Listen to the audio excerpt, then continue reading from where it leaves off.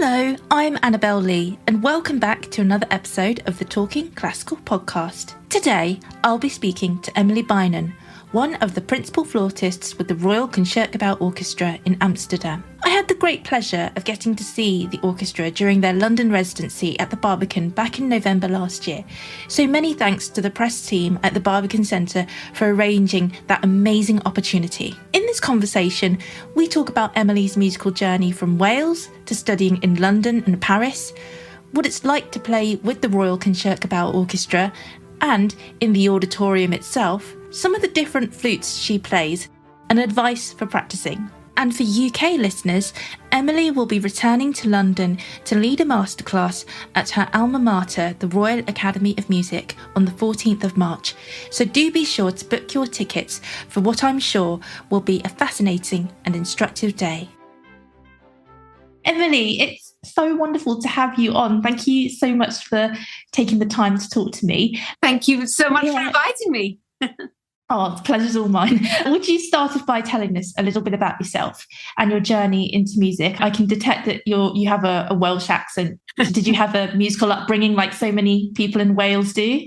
Well, yes, my parents are definitely music lovers. In fact, they met playing in a youth orchestra, so when they were 12 and 14. So music has definitely been an important part of my family's lives, although there are no professional musicians. But my grandfather on one side was a choral conductor and organist. And on the other side, my grandmother was a keen amateur violinist, and I think would have taken it further in different times. So music was always around, and we were taken to concerts or ballet, opera when we were small. And I learnt recorder when I was, I guess, 9 at school. And then one day I stumbled across my father's old flute and I could get a noise out of it. And the fingering sort of worked something similar to that of recorder. So that went quite quickly. And so quite quickly, my parents realised that I wasn't going to let this go and that they were going to have to find a flute teacher. So that was how it all started, really. I was 10. Yeah. Fantastic. So I read that you trained at Junior Royal College of Music and then on to Senior Royal Academy of Music. So what was the training like in London? Well, the junior department of the Royal College of Music was wonderful. That happens on a Saturday. So after 5 days of regular school, Monday to Friday, and my parents were both teachers, so they were very keen for us both to do normal, regular school. My sister Catherine Beynon is a harpist, also professional, also playing in an orchestra. She plays in the orchestra in Luxembourg. And from when I was about, I think I must have been 12 and my sister was maybe 9, or maybe I went for 1 year before she joined. I can't really remember. We used to go to the junior department of the Royal College of Music, which was a sort of Saturday school. And you would have your first instrument, your second instrument. You would maybe have a choir, an orchestra, oral training, history of music, theory, all those kind of things.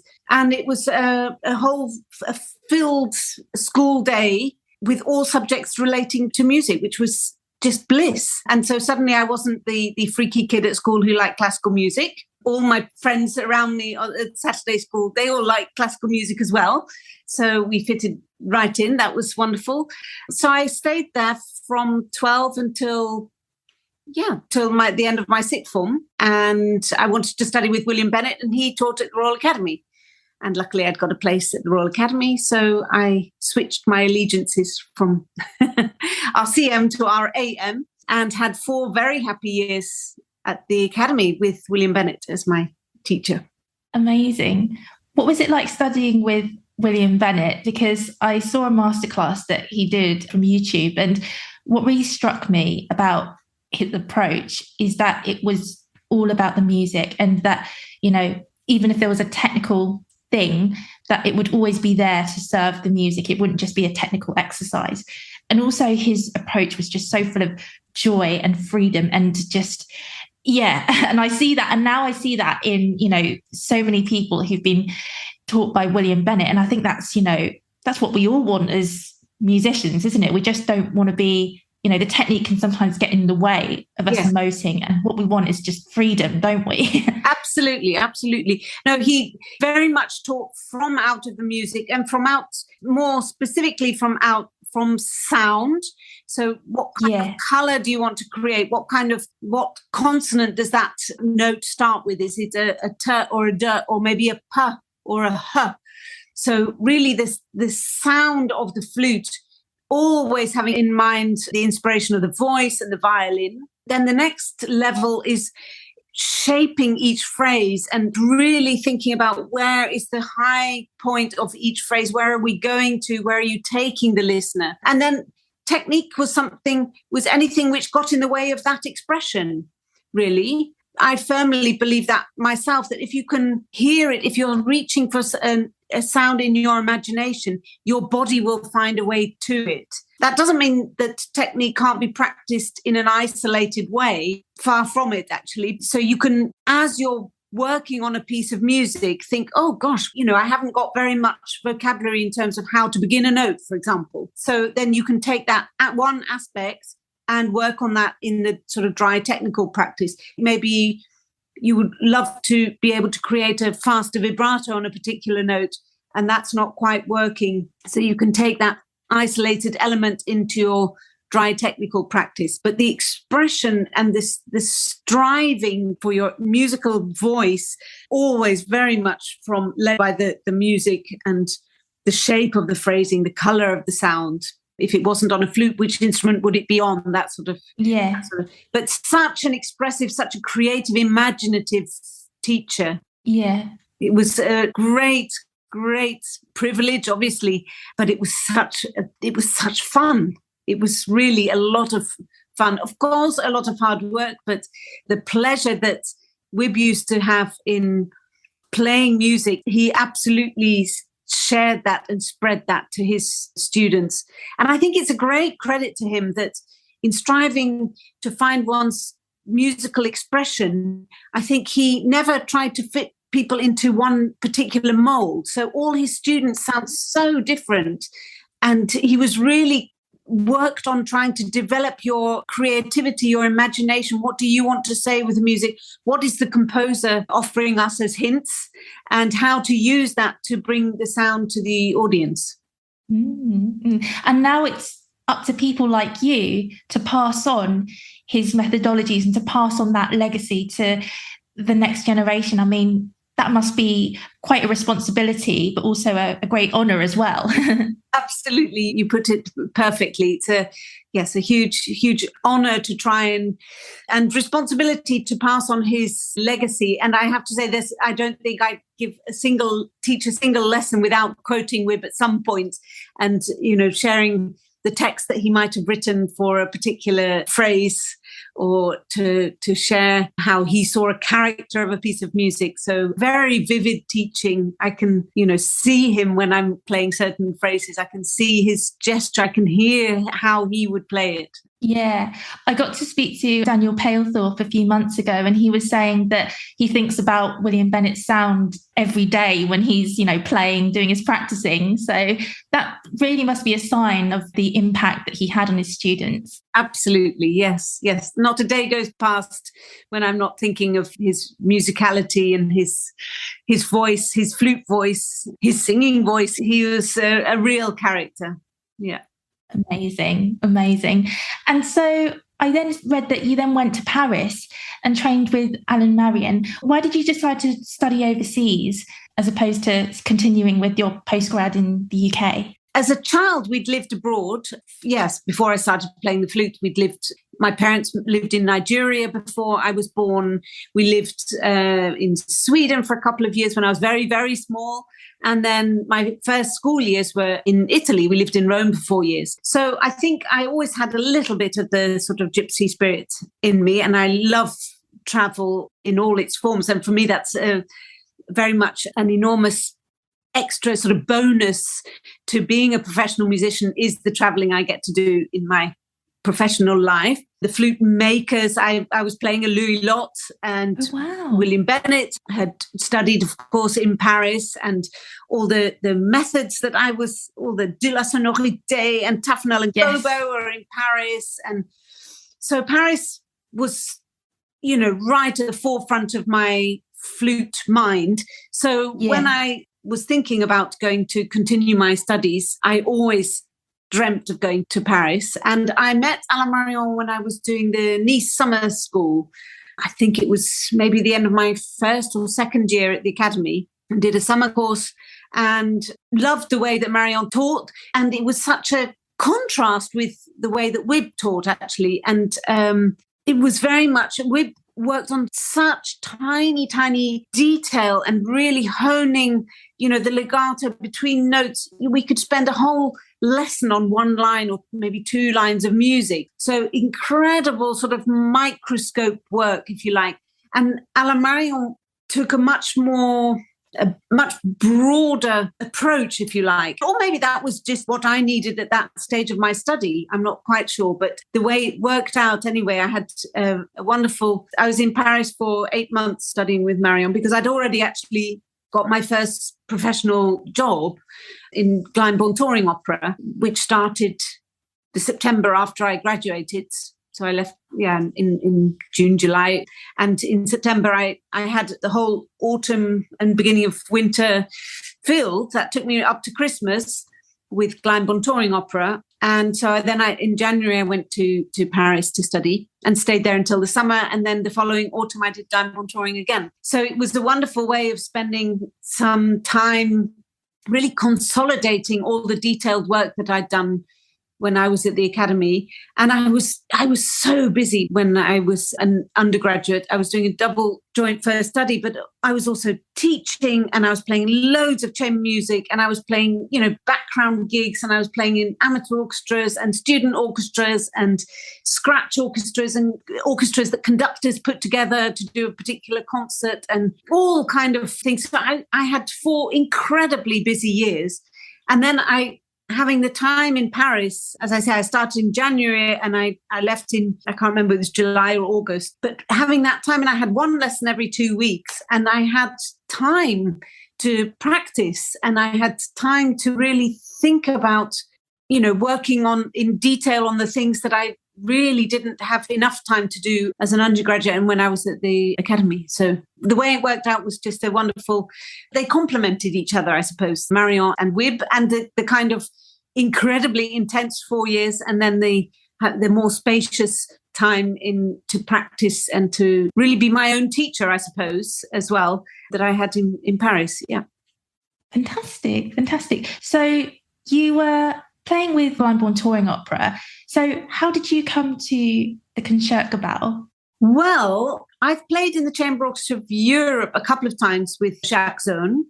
And I remember him talking about how he was thinking about leaving the orchestra. And I tried to persuade him not to leave. I said, but it's such an incredible orchestra, and why would you ever want to leave? And I didn't think very much more about it until about half a year later, when I was on the phone to William Bennett and telling him that the BBC National Orchestra of Wales had offered me the principal flute position, and I was so happy to accept, and that I was starting work there in January. And he said, but don't forget that Concertgebouw's got a job coming up. And I sort of laughed it off and said, ha, ha, ha, yes, of course it has. There's no way I'd get a job like that. So I'm just going to knuckle down and do the job in Wales as well as I can. And doing that alongside the Glyndebourne Touring Opera, that was me sorted for the next, while. And he sort of encouraged me to audition for Concertgebouw, and I sort of poo-pooed it and said, no, it's ridiculous. And then it was maybe a month later, and I was having one of those days where practicing wasn't going very well. And so I cleaned all the kitchen cabinets, and as a way to sort of distract myself. And I went back to practicing, and it still wasn't working very well. So I decided to vacuum the whole flat, and then I went back to practicing, and that didn't work. So I was sort of basically looking for distractions from my practice. And I thought, I wonder when the Concertgebouw deadline is. And in those days, of course, it was before internet and all those sort of things. So I I can't remember even how I got hold of a phone number and sort of rang them and said, you've got a principal flute position. When is the deadline? They said, oh, actually, it's tomorrow. And so I thought at that point that I decided that they might, I don't want to say it was sort of destiny or something, but I thought, well, that's extraordinary. What a coincidence. And so I faxed off, do you remember what faxes were? Yeah. I faxed off my CV to the orchestra and they offered me an audition, which I didn't think of as being particularly special because in the UK at that time, almost everyone who applied for a job got an audition, and it might be very short and there might be, 100 other people auditioning on the same day as you, but, almost everyone who applied got an audition. I didn't realize until I got to Amsterdam that they only invited, I don't remember how many people, maybe 15 or 20 people that they'd invited. They'd already done an audition only for Dutch people, and they hadn't found which wouldn't even be allowed nowadays. But at that time it was allowed, and they hadn't found a Dutch candidate. So they held this audition that was open to other nationalities. And it was only when I got here that I realized that it wasn't one of these sort of cattle market auditions where, there were hundreds and hundreds of people, that I'd actually already sort of passed, a first round by being invited at all. I did my audition here. I didn't think I stood a chance for a minute. But of course, I didn't want to embarrass myself. I didn't want to let anyone down. So I was very well prepared. So I went in and did the audition. They told me that I'd got the most votes from the first round, which surprised me. But then I had to wait another 3 months for the next round, which doesn't happen nowadays. I don't know quite why that happened. I think it might have had something to do with the fact that Jackson had just left and, maybe to keep the job open for him in case he wanted to come back. I don't know. And I've never found out really why that happened. But I had this 3-month wait to prepare for the next round, which was nerve-wracking because for the first round, I just went in and did what I could do and didn't think I stood a chance. And now I had the knowledge that in the first round I'd got the most votes. So I'd almost felt as if I could only lose the job. And then I found out on the day of the final round, that it had been so long since the first round that they actually were hearing another half a dozen or a dozen people. So they put in an extra round. So then I think maybe I don't know, I can't really remember what I felt, but maybe the pressure was off a little bit, in that I wasn't anymore necessarily in pole position, as it were. And I can't really remember very much about my audition at all, except it was over in a flash and something didn't quite go right in the Mendelssohn Scherzo, but I didn't fall flat on my face and got to the end and was kind of surprised that it had finished so quickly. And then they announced there and then that I'd been offered the job, which meant that you get a year sort of trial period. But when I was offered the BBC Welsh position, I started work there something like 2 years after my audition, because the UK trial system is so very different, where they might have, half a dozen or a dozen people going through the same trial process. So I was absolutely shocked when there was one person going through the trial process in the Concertgebouw, and it was me. And I had a year's trial, and I thought, well, there's no way that they're going to realize that I can't do it. So, of course, I'm not going to stay beyond the year. Of course, I'm not going to win the permanent position, but I'm going to enjoy the year. And I'm still here. So, yeah, that was how that all came about, really. It was all coincidence and having a bad practice day. Oh. And what is it like playing for one of the world's most prestigious orchestras? I mean, the Concertgebouw has a very distinct sound, certainly when I came to see them, very much in that German tradition. So what was it like adjusting to that whole style and approach? Oh, well, I mean, the building itself, that Concertgebouw, I was quite disappointed when I found out that just means concert building, which doesn't sound half as beautiful as Concertgebouw. Yeah. But it is an incredible building to see from the outside. It's breathtaking from the inside. And so it was quite an overwhelming experience, sort of thinking, well, this is because we always rehearse in the hall. And it still isn't, every day feels a privilege to be rehearsing and playing and performing in that hall. I still can't take it for granted, as it were. I mean, it's such a beautiful, beautiful surrounding. And the most wonderful, lovely, inspiring, sensitive, intelligent musical colleagues that anyone could wish for. It's a very happy orchestra. The Dutch, as a nation, are one of the most important words in the Dutch language is gezellig, which means sort of cozy, comfortable, friendly. And it's a very gezellig orchestra. It means that it's very supportive atmosphere. People are always encouraging one another. And there's a mutual sort of respect, I suppose, trust. Yes, I'm trying to think. It's a very musical orchestra. People love individuality, and personality is nurtured, is respected, is encouraged. So it's a very friendly, warm environment. And when I joined the woodwind section, most of them had been there for many years. So it was like a well-oiled machine. And I was sort of the new cog fitting into a well-oiled machine, which was a wonderful experience. And everything's sort of open to, you can talk about balance, and you can talk about intonation, and you can talk about timing. And so it's a very, friendly orchestra, musical orchestra. Sound, I think, is in the hall is such a very important thing. And you commented on us having an individual sound, and we always consider the sound of the hall as being, like a member of the orchestra or an instrument of the orchestra that we have to try and take with us when we go on tour to a perhaps less favourable or maybe in some cases easier, because it's not an easy hall to play in at all. We sometimes find it difficult to hear from where the woodwind position is, to hear the violins and what's happening at the very front of the stage, for example. And it's sometimes quite difficult to hear on stage, from left to right. So it's by no means an easy hall to play in, but it's a very beautiful hall, and it's a beautiful hall to listen to music in.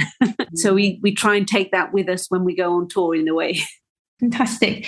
I'd like to just touch upon some of the flutes that you play, because I saw in a video you did for the Concertgebouw, you were talking about the Mahler symphonies, and I know that you have a silver, a gold and a wood flute. You said that the wooden flute would probably be more suited for the Mahler symphonies. But can you tell us a little bit more about these instruments? Because each one requires a very different playing style, doesn't it? Yes, I am a very, very lucky lady. I have got my main two instruments. I've got a 14 carats gold Haynes with a gold Lafin head joint. It's a 22 carat head joint, which is absolutely beautiful, with gold keys, rosé gold. It's gorgeous, gorgeous. I'm very lucky. And my other main instrument is a wooden Powell, which has also got gold keys, and that's got a head joint by Tobias Manke. So both my main instruments are American with European head joints. I don't know whether that's something relevant or not. Then I've got two silver flutes. I've got an altus, which I also play with a Lafin head joint. That's what is called a PS, I don't know whether they still use that term, powdered silver altus. So it's a very hard sort of silver. And I've also got my old French Louis Lot, which dates from probably 1903. But unfortunately, it was found without a head joint. So I play that with a Lafin head joint as well. So those are my four instruments, two silver, one wood and one gold. But the main ones that I play in the orchestra are the wood and the gold, the Powell and the Haynes. And how do you decide which one you're going to play depending on the repertoire? It's definitely the repertoire that is the deciding factor. More or less 1900 is my sort of cut-off point. For French repertoire, something more like 1880. So, for example, Berlioz I do on a wooden flute. And then once he gets Ravel, Debussy, then I would switch to gold. And for German repertoire or other repertoire, then something like 1900. Great. I'd just like to talk about some of those brilliant lockdown insanity prevention videos that you did during the glory days of the 2020 lockdowns. I mean, they're wonderful resources for flutists and even classical musicians or experiences. How do they come about? Oh, well, that was, yes, as you say, the first lockdown. And I am a little bit of a workaholic, has to be said. And the idea of having, well, of course, in the first instance, we didn't realize quite how long it was going to last. But as soon as it was announced that we weren't going to have any public concerts for 10 weeks, the first thing that got cancelled were lots of masterclasses. And I just felt so sorry for young players, at music college, which is such a exciting time, a rich time for meeting people and playing in all sorts of crazy ensembles, and of course practicing your socks off and playing concerts left and right, and all that vanished. I mean, I found it hard enough, and I've been, doing this job for 30 years, and I know what it is. So, to have 10 weeks when you're not playing concert is hard enough with the experience. If you don't know what you're missing and are maybe still studying or maybe recently graduated, I just thought, oh, that's so awful. Of course, orchestral auditions were all being cancelled. And I know a lot of colleagues and students and friends found it difficult to sort of motivate themselves to practice during that time. So I literally just thought, well, what can I do to help motivate people and motivate myself? I mean, it was a way of, once I'd said, okay, guys, I'm going to make 10 videos in the next 10 weeks. And I'd never made a video in my life. I had no idea how iMovie worked. And I'd said I'd do it. So I was going to have to do it and find a way. So it was a way of keeping me motivated, I suppose, and busy, and lockdown insanity prevention. The name says it all. And the acronym LIP seemed quite appropriate for a flute player. So I just took 10 topics which are the most commonly asked for, or the 10 pieces or aspects of flute technique that I just find myself talking about the most during my teaching. And I just thought that would be it. And there were rather a few more after that, because people said, oh, can't you do one on this? And can't you do one on that? And I'm still uploading stuff from time to time, although now it's quite difficult to fit making of a video into my busy daily life. But at that time, it was a way of keeping me motivated and interested in doing something. And hopefully, it was a resource which would be there for years to come. Definitely. I found it really interesting in one of the videos that you said that when we practice, that actually, we need to allow ourselves the permission to experiment with sound. And actually, sometimes we just, I certainly know that as classical musicians, as flute players, we're very we want to get things right like all the time. And I think we have to learn to be kind to ourselves, I think, in the practice room, right? Be kind and have fun and to explore and experiment. And, maybe that means, if you're not used to thinking in that way, sort of just saying, okay, the last 5 minutes before I put my flute away, I'm just going to make noise. I'm going to try and copy the bird that I can hear singing outside. I'm going to try and sound like a violin. I'm going to try and sound like a French horn. I'm going to try and sound like an oboe. I'm going to muck about with different fingerings. I've come across some marvelous fingerings just by mucking around, really. And so allowing yourself to have that sort of playtime, exploration and experimentation time, I think, you can come across all sorts of ways of using your body, your fingers. You can have fun with sort of harmonics or, just no boundaries, no limits, and just playtime. It's important for children and it's important for grown-ups as well, I think, having that freedom.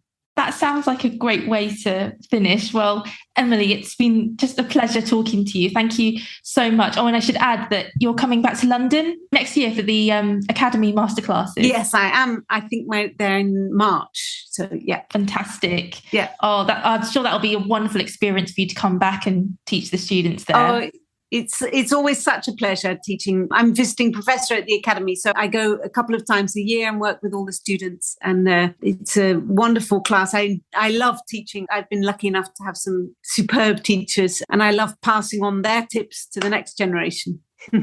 Thank you very much, Emily. Thank you. Thank you, Annabelle. Thank you so much for listening to this episode of the Talking Classical podcast. I do hope you enjoyed listening. Don't forget you can subscribe to the podcast on Anchor, Apple Podcasts, Spotify, or other major outlets where you get your podcasts. You can also follow the Talking Classical podcast on Twitter, Facebook, YouTube, or the Talking Classical blog. If you have a moment, please would you leave a review or a rating on Apple Podcasts, as this will help to increase visibility and get the podcast to more people. Many thanks for listening once again, and I hope that you'll be able to join me for another podcast very soon. Bye for now.